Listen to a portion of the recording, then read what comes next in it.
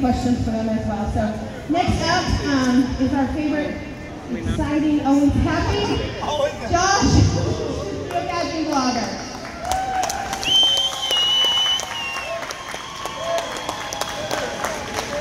I don't know how I got roped into being on this stage. And lastly, even though he used to be a Texas boy and now he lives everywhere, Colorado, Wyoming, we have Charles, Pathfinder 33. All right, I'm going to let them each give you a little bit about them, and then we'll start on the questions. If you have a question you would like to ask them, let me know and I'll call on you, all right?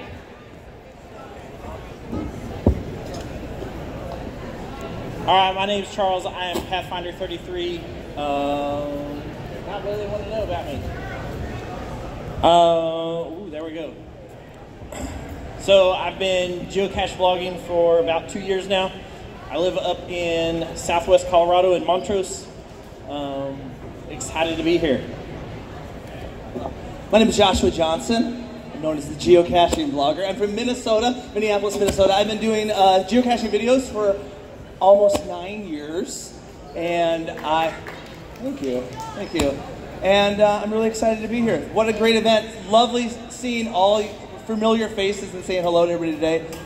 Yeah, thanks. I'm Jesse, part of Memphis Mafia. My other half is over there. I'm part of the Geocache Talk podcast. The better half too, just saying. I'll admit that part too. The better half is over there. Hopefully she can't hear it. Oh wait, she's right behind me. I'm going to say nice stuff now. I'm part of the Geocache Talk podcast with my co-host here, Gary. I'm Gary Slinkert, G-Slink, and I'm part of also, kind of like your CFO, I got Slinky Mama out here. Say hi, Slinky Mama. Wave to the fans, wave to the crowd. Real quick, Jesse and I actually really built more of a network now. We're kind of working hard to do that, and so it's been great to do that and get the whole thing going with books. We got 3 books. We've got games. We've got affiliates. We got all sorts of that. So we're kind of building even more from the podcast. But Jesse and I do the podcast together every week, Sundays, 8 p.m. Central Time. So, all right, that's us. All right, our first question up is going to be for each of you. What made you want to start either a geocaching podcast or vlogging? I guess I'll start. Y'all are both looking at me. I guess I got the microphone. Yes! I just thought about that. I got the mic. It's been, I started geocaching in 2006, and one of the things I did when I started was to look around and see. I was very interested in the different medias, and I got involved watching the Geocaching podcast. Was really one of my first podcasts. And the other item with that was Joshua. A few years later, obviously not that early on, but watching Joshua, and I didn't feel like vlogs was where I wanted to go. I felt more like I wanted to be involved with Gearheads is another great show. If you ever watched the Geo Gearheads, that was something that really was instrumental for me. I don't know, what would you? We didn't start geocaching until really 2011 when we moved to a new area in Colorado. So we got into geocaching. Well, geocaching quickly became all of our family and friends. We went kind of through the ranks like many people did. We started caching, then we met all of our friends there. Then we got involved with the state group, just like the state group that helped put this event on. And then we wanted to continue to give back because it gave so much to our family. So we got involved more and more. We started doing blogging. And then we got involved in a previous Geowoodstock years ago, and that's when we met. And it seemed like the next place we could kind of give something back to the community, the community that given so much to us. And he suckered me into it. He goes, "It's not that much of a commitment." And now it's been about 3 years, and no, but it's been really good. And most of the people I meet now are through geocaching too. So anything I can give back to that's been a lot of fun. So I've been geocaching since 2008. I heard about geocaching from a friend, and for Father's Day, I bought myself a gift of a GPS. So the goal was to go geocaching with my kids. My kids were really little back then, and they were growing, and I was getting very sad that my kids were growing and I was missing their moments. So back in, whatever, it's in 2011 or whatever, I got one of those flip cameras, and I bought it from some guy on Craigslist in a parking lot. And I wanted to test it to make sure it worked. So right next to me was a really good LPC. My very first video was an LPC, can you believe it? And I was like, here, it was a horrible video. If you go back, it's the worst video ever, okay? Yeah, shaky, holding it close to my face. It was horrible. But then I started filming it. I put it on YouTube just for fun. And then I continued to do it, and I got positive reactions like, oh my gosh, it looks like you're having so much fun. A lot of people that are searching for things to do with their kids, they search on YouTube, and they're like, oh my gosh, I'm inspired to do this fun hobby because you're doing it. So that encouraged me to continue doing it, and 9 years later, I'm going all over the world documenting my adventure, so yeah. All right, so I created a YouTube video 5 years ago to film this epic 5-5 geocache that I did. It was the oldest unfound geocache in the state of Wyoming at the time. And I'd gone out there, it was just shy of being 8 years old, and went on a horrendous hike through the Wyoming wilderness to get to it. And some friends of mine said, you need to put it on YouTube. And so I created a channel and put the video up there, and then just kind of left it and didn't do a whole lot more with it. I'd been doing live broadcasts on an app called Periscope, and then have been putting a bunch of content on Instagram and on Twitter. And some friends came back and said, hey, you need to get back and make these amazing pictures that you take into videos and then putting them on my YouTube channel. And so through some encouragement, through some friends and my wife, got back into filming videos and putting my adventures on YouTube to share with you all. Very good, very good. Okay, my next question is for Charles. I actually wrote this one because I think it's a great story. Tell everybody about your first date with your wife. All right, so the very first date that I had with my wife, we met in Austin, and I had worked really hard the previous few years to finish the Texas County Challenge. And when we first met, I told her, hey, you know, we went and had dinner, and I said, as soon as we're done with this, we got to go meet a guy on the University of Texas campus out near the bell tower, and I got to sign this book that he has in an ammo can. Very first date. And so she kind of looked at me, and so I explained to her what geocaching was.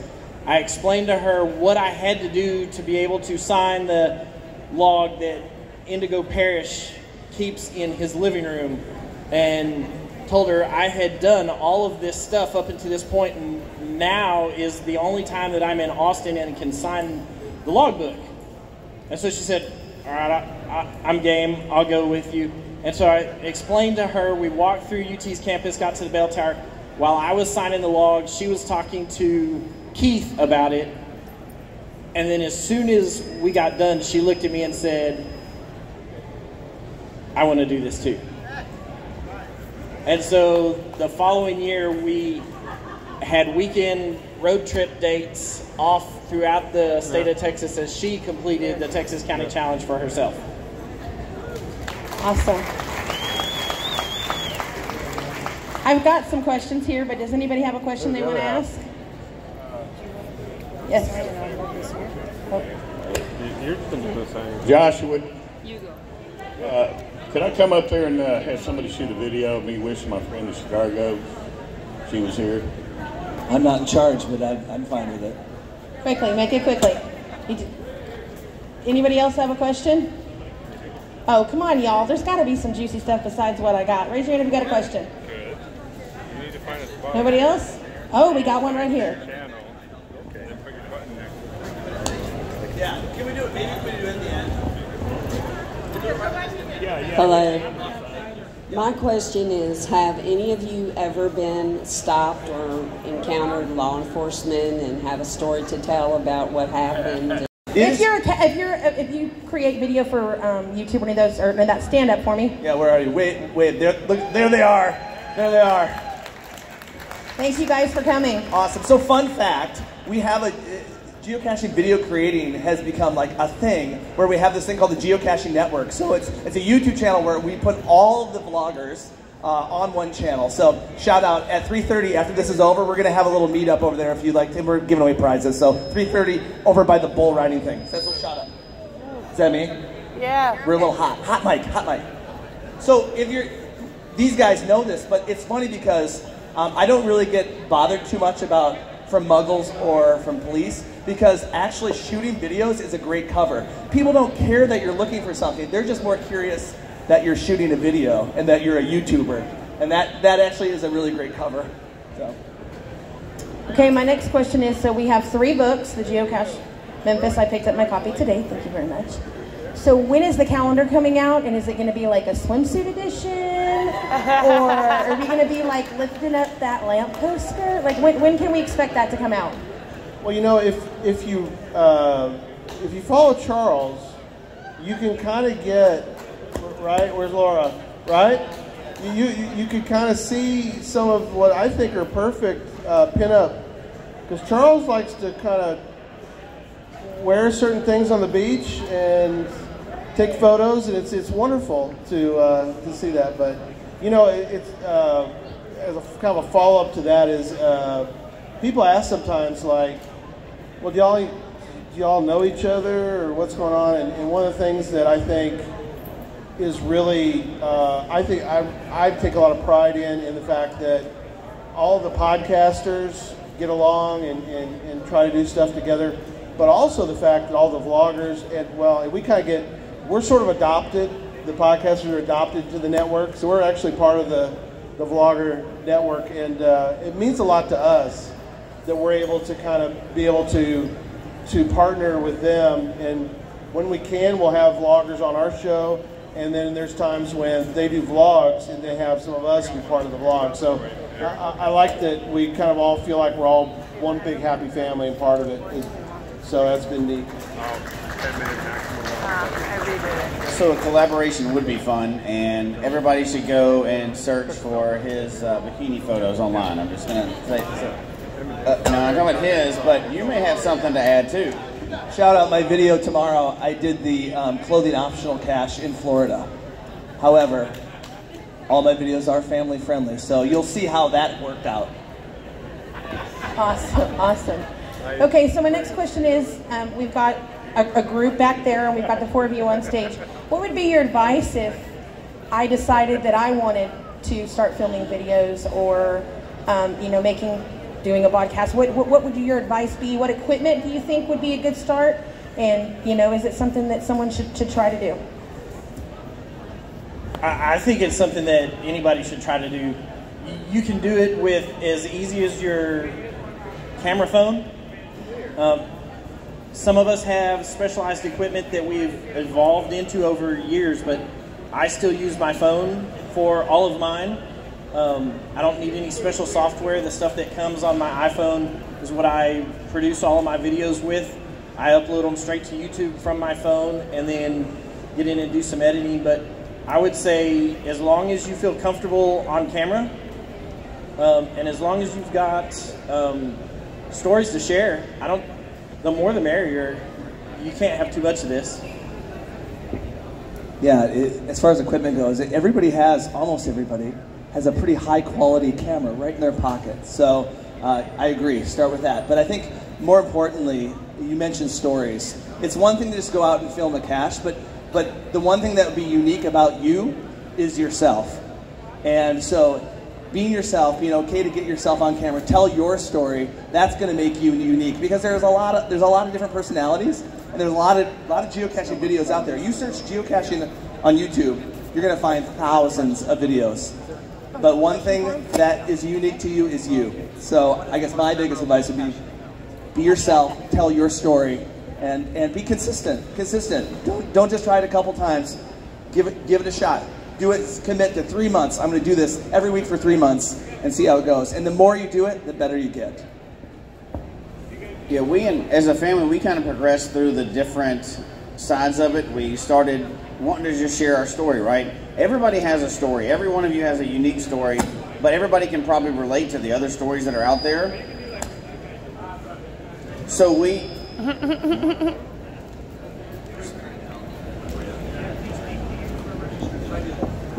So as long as you're comfortable sharing your stories, you have something to share. So start maybe putting a blog together. One of the things we always tell everybody is even if you have only one story you're comfortable sharing, send it in. We help. That's what we do with our blog on our thing, is help people share their first story. And then maybe after the blog, try a vlog, try a video, get out there and try it. Somebody is interested in seeing that story. The story is way more important than the equipment. I mean, you don't want if you want something super professional, you're going to turn on the TV and Netflix and the 8,000 channels that are out there. We want to hear everybody, and I know we do, and all of you want to hear everybody's personal stories that are sharing that same secret game that all the other million of us are doing too. So just jump in there and do it, and the equipment comes later. They have some nice equipment, but you can start off with anything you have, and then you jump on it. Maybe you appear on a podcast first because you want to be a guest and you want to see if you like it or not. Yeah. And then just keep moving and sharing your story. So equipment is good, but the story is better. Real fast, I know she was looking at her watch, so I guess we'll wrap it up. No, you're fine. Okay. Well, that's the thing I think that Josh wants to, and that's something I think is good emphasis, is that we want to hear about the story. Let me show you a video, and I'm walking through the woods, and look, there's a cache. It's like, okay, we've kind of all seen that. That's not really the story. The story's about you. That's what's always important. That's something that Jesse and I really focus on for the podcast. Is we don't really do a show. We don't want to do a show about something sort of random. We look for stories. We did one recently, the Smokey and the Bandit AR cache, and one of the things that I took a lot of pride in the fact that I'm doing the story, and we're talking about the process of him driving. If you're familiar with the Smokey and the Bandit movie, driving all the way from Atlanta to Texarkana and then all the way back. And what I found, and what I think Jesse and I both really felt like week in the podcast, is we look for compelling stories that you want to hear. It's like, sit down and tell me a tale. That's really what you want. And so when we were doing that show, that was one of the things that I felt while doing the show. It's like, this is kind of a fun story. It's like, did they make it? Did they get all the way to? They get back in 28 hours. I mean, that's kind of the looking for, and that's what you guys do a lot too, in a completely different format. But I want to know, does Joshua actually take all his clothes off find out tomorrow? So. Okay, we have two last questions. This kiddo, this is his first Woodstock, so he's got a question for the panel. So, what would be your most memorable cache that you've ever found? Well, I'll tell real fast. I know we have time. So, this is years and years ago. So I think it's when we started, and we found a cache not too long after we'd started. And back, you don't have cell phone, all that. I just had my GPSR, and I'm like, there's one near here. Let's go see if we can find it. We get there, and it's like a world that I'd never knew about. There's locks in Arkansas. Oklahoma. Locks for the Arkansas River. And we found this world of like, and there's, you could go watch the locks be opened for the ships.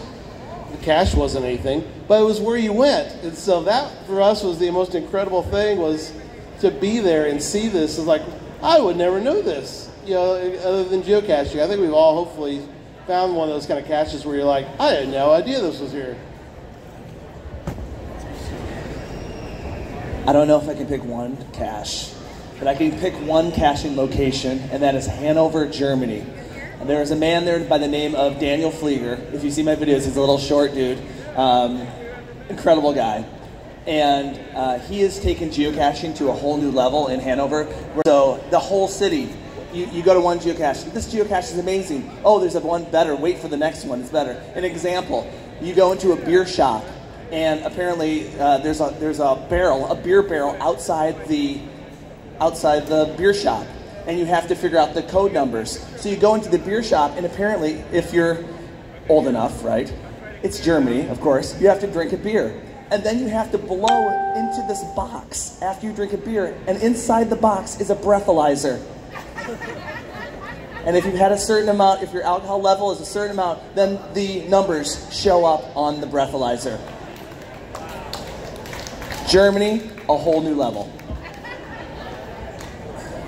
So most people will probably think that mine is going to be the Texas County Challenge, and it's not. It's GC. Yeah, it's GC1M20V. Right, that is the cache for Mountain Goat. It was the 5.5 oldest unfound geocache in Wyoming at the time that I found it. Submitted a big article to First to Find magazine during the time.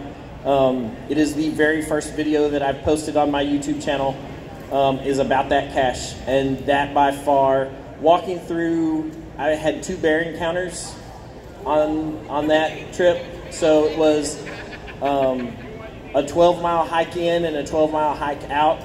I parked at the bottom of the river, had to go up the side of a canyon, up the switchbacks, 1,100 feet in elevation, walk 12 miles, go down to the river, find the cache, back up, out, and back down to my car.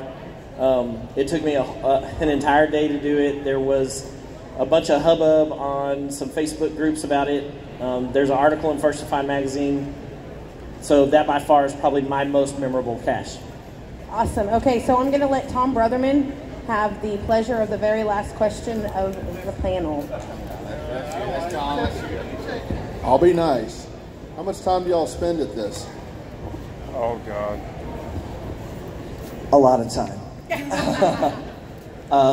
So my average video is, if you've seen it, is 5 to 6 minutes. So I'd say my normal video, 2 hours to shoot, 3 hours to edit, and then you got to do the thumbnail, you got to do the description, you got to promote it. So I'd say one 5 to 6 minute video, if I really want it to be well done, I'd say Josh, 8 I'm to sorry 9 to hours. cut you off really quick. You can continue in a second. If your name is Ben or Alicia and you came with a little girl, please make your way over to the registration table. She is looking for you. So Ben and Alicia, if you do not have your child next to you, please see my husband. He is with her at the table. Thank you. About 8 hours. About 8 hours per video. Sorry. Yeah. All right. I'll do it first. So one thing I think that people forget about maybe is when you do a podcast, they think, oh, well, we do an hour plus. We don't really do an hour. We do 90 minutes. And they think, okay, well, that's your day. You're done, 90 minutes. Really, Jesse and I probably spend every day at some point dealing with our network. We're writing books. I work pretty diligently in contacting and getting people set up so that we can give good content to our listeners and so we kind of have both. We have YouTube, so people love to watch the show, but then even here I've seen people where you come up and they go, hey, I love listening to your podcast. So that's the beauty, I think, nowadays with technology is that you can have kind of both, and we kind of pride ourselves in, we have an audio audience and we have sort of the studio audience in the sense of we have a chat room. People love to get in the chat room and talk, but really for us, we do a little bit of something every week. Jesse and I pretty much talk pretty much every day about, converse about, hey, what do you think about this? Do you think this idea would work? This person I contacted wants to be on, at this point. So there's a lot of conversations, a lot of stuff that we do together to try to prepare each week for the podcast.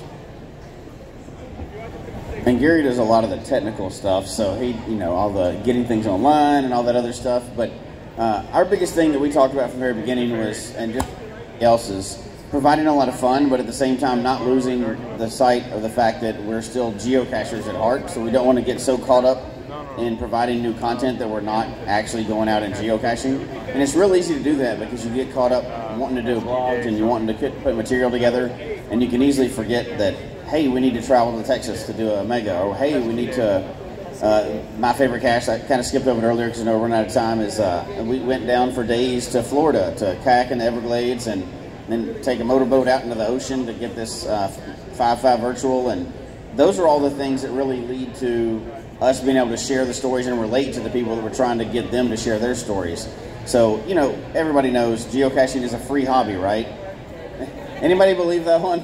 That geocaching is a free... Well, I tell people that all the time, but that's just to get them suckered in, right? And then we do it. But, you know, it becomes a lifestyle. So we do this, and all of us in here, you know, we're all here, right? So we're kind of those people that are doing it. But, I mean, it's part of family life. I've suckered in all my family, so it's really kind of hard to answer that question. The technical stuff takes 10 times what you see on the podcast, but once you get into it, from the lowest generation all the way up to my grandmother, my mom, everybody, I've suckered everybody in, so I don't have to worry about it. I don't have any muggles around me anymore, so it works out well. Awesome. Okay. Oh, go ahead. Okay, so I'm going to give you guys each about a minute to last closing words and to let us know where we can find you if we're not already following you. First of all, I just want to thank anybody that has taken any amount of time, whether it's a few minutes or many hours, watching my videos. I really appreciate it. The reason I do it is because my goal is to inspire people to go out and try this hobby. Like I said, I get messages from people, usually kids every single day, that are inspired and learn about geocaching from YouTube. And so I just think that's a really great thing. There's a lot of things young people could be doing with their time, especially indoors, and how awesome it is to know that people can be inspired by our great hobby. So thank you so much for those that watch my videos. Thank you that we have a dozen or so geocaching video creators from all over the United States and Canada. And if you have any more questions, we're going to be over here in the corner, and we're going to give away some ammo cans that are filled with a lot of good stuff. So thank you so much. I want to echo that. Thank you. I've had people come up to me today and say that they enjoy watching my videos, and that means the world to me. For you to come up and tell me that you follow me on my Instagram, YouTube, Twitter, you follow me on Periscope, you know, I've been doing this minimally compared to some of these people, and for you to come up and tell me that you enjoy my videos and enjoy my content and want me to continue means the world to me, so thank you. So real quick before I forget, we're geocachetalk.com, so you can find all the stuff that we're trying to put with the network. But what I would say is we love the stories, the content, and I'm glad it came up, the question about if I'm going to start, how I'm going to do it. We will, you know, let us know. We'd love to help you because people reached out to us and helped us get started, and hey, that's a good story. Put that out there for others to share. So there's blogs, there's vlogs, and we always are looking for guests on the show and stuff like that. Geocachetalk.com, we got all that stuff, and you'll see there's more than just the two of us. There's several people in there, and we're even doing books now and games, and we like to continue to give back to the game that I know for me and my family adopted me when we didn't know anybody in the state. We moved and didn't know a single person, had 2 little kids and no idea what to go do. And our local community adopted us, so anytime I can get back and help, and if you're thinking about you want to do something different or any of that other stuff, please contact us. We love to help people get started in any of that stuff. So Sundays, 8 p.m. Central, and you figure out what times those are. Yeah, and tomorrow we're doing a show at 3 p.m., a little different. We're going to do it from the maze. So if you want to come over, we're going to do our first live studio audience. And we're coming up on our 3rd year, so we're very excited about keeping to do content. So that's our geocachetalk.com. Awesome. Well, thank you guys for coming. Let's give a round of applause for them. Thank you guys for coming to Woodstock this year and giving us the time to answer questions for all of your fans. And thank you for what you create. I think it enhances the game of geocaching, so we appreciate that. Thank you so much. The next presentation will be our reviewers panel in about 25 minutes. I will let you know we're going to go reviewers panel and straight into the announcement. So hang around. You got about 3:30 and we'll start everything, all right?